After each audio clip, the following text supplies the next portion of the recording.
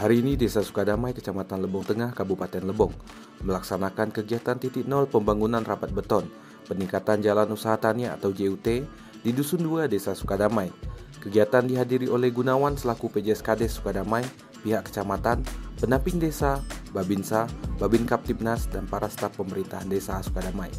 Peningkatan jalan usaha tani, rabat beton ini lanjutan dari tahun 2022 dengan volume panjang 84 meter dan lebar 4 meter dengan jumlah dana sebesar 190.960.000 yang bersumber dari dana desa.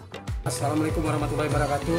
Saya selaku Kepala Desa Sukadamai menerangkan bahwa kegiatan kami hari ini adalah titik nol pembangunan rabat beton di desa kami untuk peningkatan jalan.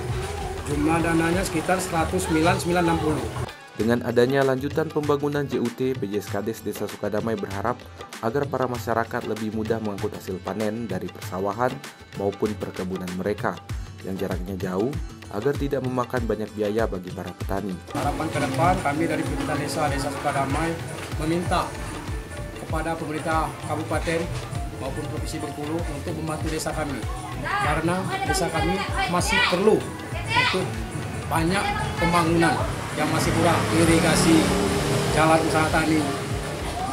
Itulah kami dari pemerintah desa memohon kepada pemerintah kabupaten kalau bisa DD kami dinaikkan. Dari lokasi, tim liputan Lebong TV melaporkan.